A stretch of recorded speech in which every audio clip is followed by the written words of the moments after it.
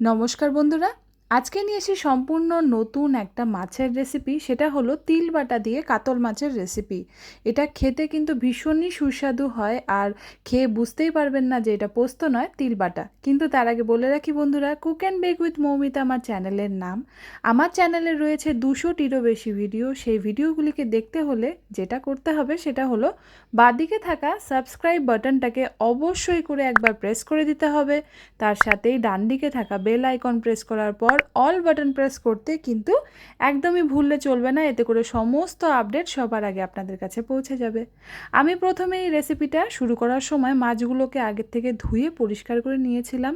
এবার মাছগুলোকে আমরা ম্যারিনেট করব। তার জন্য আমি দিয়ে দিলাম 1 টিস্পুন নুন আর 1 টিস্পুন হলুদ গুঁড়ো। তার সাথেই সরষের তেল দিয়ে দিচ্ছি এখানে 1 টেবিল চামচ। দিয়ে এবার ভালো মতন মাছটাকে আমি এপিট ওপিট করে মাখিয়ে নিচ্ছি। সরষের তেলটা অবশ্যই দেওয়ার চেষ্টা করবেন, এতে করে কিন্তু মাছের মধ্যে নুন হলুদটা ভালো মতন মিশে যায় আর ভাজাটাও খুব ভালো হয়। তো তেল এখানে প্রথমে গরম হতে বসিয়েছিলাম। সম্পূর্ণ রান্নাটা বলেই রাখি, আমি এখানে কিন্তু সরষের তেলেই করব। তাই আমি এখানে সরষের তেল দিয়ে দিয়েছি মোটামুটি 6 টেবিল চামচ। তেলটা গরম হতেই মাছটা ছেড়ে এপিট ওপিট করে ভেজে নিলাম। মাছ আমি খুব একটা বেশি ভাজছি না, মাছ বেশি ভাজলে শক্ত হয়ে যায়, পরে খেতে কিন্তু ভালো লাগে না। তো ভাজা হয়ে যেতেই তুলে নিলাম মাছগুলোকে। এবার আমি ওই তেলের মধ্যে দিয়ে দিচ্ছি আলুগুলোকে আমি এভাবে লম্বা করে কেটে নিয়েছি। এবার আলুগুলোকেও ভাজার জন্য আমি দিয়ে দিচ্ছি 1 টিস্পুন নুন, 1 টিস্পুন হলুদ গুঁড়ো আর লাল লঙ্কার গুঁড়ো দিলাম 1 টিস্পুন। এবার আলুগুলোকে আমি খুব সুন্দর করে এপিট ওপিট করে ভেজে নিলাম। দেখুন বেশ সুন্দর আলুগুলোর কিন্তু রং পাল্টে গিয়েছে। তখন আমি এগুলোকে এক এক করে তুলে নিচ্ছি।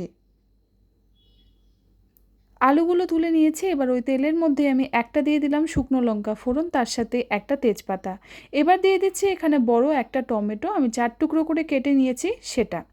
এই রান্নাটার বিশেষত্ব হলো প্রথমেই কিন্তু আমরা পেঁয়াজ বা রসুন দেব না, আমরা এই টমেটোটাকে 1 টিস্পুন নুন আর 1 টিস্পুন গোলমরিচের গুঁড়ো দিয়ে আগে ভেজে নিচ্ছি। টমেটোটা আগে ভাজলে পরে রান্নাটা বেশ সুন্দর একটা টকটক ভাব আসে, আর খেতে কিন্তু ভীষণই ভালো লাগে। এবার এর মধ্যে দিচ্ছি 2টো মতন পেঁয়াজকে আমি একদম কুচি করে কেটে নিয়েছি, সেটা দিয়ে দিলাম। টমেটোটা দেওয়ার পর আমরা এখানে দিলাম 1 টিস্পুন নুন, 1 টিস্পুন গোলমরিচের গুঁড়ো, তার সাথেই 2টো পেঁয়াজকে ঝিরি করে কেটে নিয়েছি সেটা।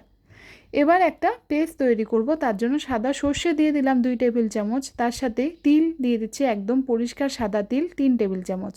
1 টিস্পুন দিয়ে দিলাম এখানে নুন, আর সরষের তেলও দিয়ে দিলাম 1 টেবিল চামচ। দিয়ে জল দিয়ে এটাকে একটু বেটে নিচ্ছি। এটা খুব বেশি কিন্তু পাতলা করতে হবে না, সামান্য একটু ময়েশ্চার থাকলেই হবে। এবার টমেটো আর পেঁয়াজটা তো আগের থেকে ভেজেই রেখেছিলাম। এবার যেটা দিচ্ছি সেটা হচ্ছে পেঁয়াজ বাটা। আমি একটা পেঁয়াজ বড় সাইজেরই বেটে নিয়েছিলাম, সেটাও এর মধ্যে কিন্তু আমি এখন দিয়ে দিচ্ছি। দিয়ে আবারও একটু নুন দিয়ে দিলাম। নুনটা কিন্তু কয়েকবারে দিতে হবে, সেজন্য প্রথম দিকে কিন্তু নুনটা বেশি দেবেন না, তাহলে পরে অতিরিক্ত নুন কটা হয়ে গেলে খেতে ভালো লাগবে না।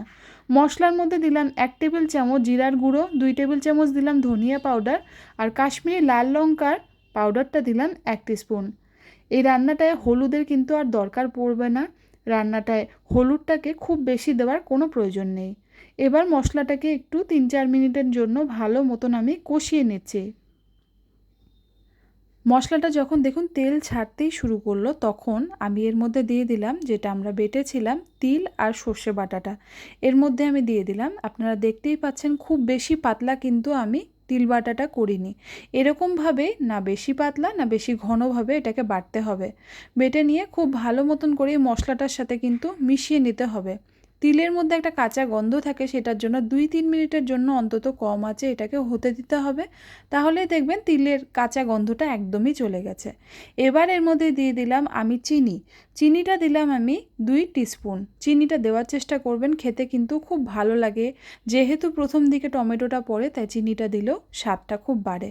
তার সাথেই দিলাম 2টো মতন কাঁচা লঙ্কা, লঙ্কাগুলোর মুখ চিরে নিয়েছি, আর ভেজে রাখা আলুটাও আমি এখানে দিয়ে দিলাম। এবার সব কিছুকে একসাথে করে ভালো মতন আমি মিশিয়ে নিচ্ছি। এবার আমি এর মধ্যে দিয়ে দিচ্ছি মিক্সিং জারটা ধুয়ে জলটা সেটা আমি দিলাম মোটামুটি 2 কাপের মতন। এই রান্নাটা খুব বেশি কিন্তু পাতলা হয় না, একদমই আদর্শ হচ্ছে পোলাওয়ের সাথে খাওয়ার জন্য বা যে কোনো জিনিস বিরিয়ানির সাথেও কিন্তু এরকমভাবে করলে মনে হবে মাছের কোরমা খাচ্ছেন, এটা এতটাই সুস্বাদু।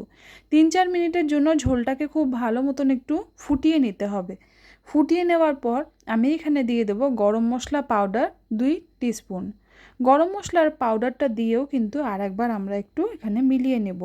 মিলিয়ে নিয়ে বুঝতেই পারছেন এতটা জলের আমাদের দরকার নেই। এবার আমরা মাছটাকে আগে এর মধ্যে দিয়ে দেব। ভেজে রাখা মাছটাকে আমরা দেওয়ার পর তারপর ঝোলটা যতটুকু আপনাদের দরকার ততটুকুই কিন্তু ফুটিয়ে আপনারা ঝোলটাকে কতটা পাতলা রাখবেন বা কতটা ঘন করবেন সেটা অবশ্যই আপনাদের উপরেই নির্ভর করছে। আমি এখানে মাছগুলো দেওয়ার পর একটু এপিট ওপিট করে মিলিয়ে নিচ্ছি, তাহলে পরে সমস্ত মাছে কিন্তু ভালো মতন ঝোলটা ঢুকে যায়। এবার দেখুন ঝোলটা আমি 3-4 মিনিটের জন্য একটু ভালো মতন মিডিয়াম আঁচে ফুটিয়ে নিলাম। যতটা আমার গ্রেভি মনে হচ্ছিল আমি ততটাই রাখলাম, খুব বেশি পাতলা করব না। এবার দেখুন মাছটা মোটামুটি কিন্তু খুব সুন্দর একটা রং চলে এসছে আর তার সাথে সাথে ঘন একটা ভাবও চলে এসছে। এটা যে তিল বাটা দিয়ে করা সেটা কিন্তু আপনারা খেলে বুঝতেই পারবেন না, এটা এতটাই টেস্টি। অবশেষে আমি উপর থেকে ছড়িয়ে দিচ্ছি সরষার তেল, কাঁচা সরষার তেলটা ছড়িয়ে দিতে কিন্তু একদমই ভুললে চলবে না। পরিবেশনের সময়ও আপনারা ছড়িয়ে দিতে পারেন, এতে কিন্তু মাছের এই রান্নাটা একটা দারুণ টেস্ট চলে আসে। তো তৈরি হয়ে গেল আমার সাধারণ তিল বাটা দিয়ে কাতল মাছ। আপনারা এটা রুই মাছেও করতে পারেন, খেতে ভীষণই ভালো লাগে।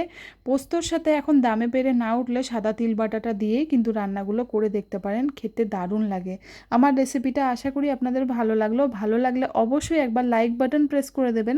তার সাথে সাথেই বন্ধুরা আমার চ্যানেলটাকে সাবস্ক্রাইব করতে কিন্তু একদমই ভুললে চলবে না।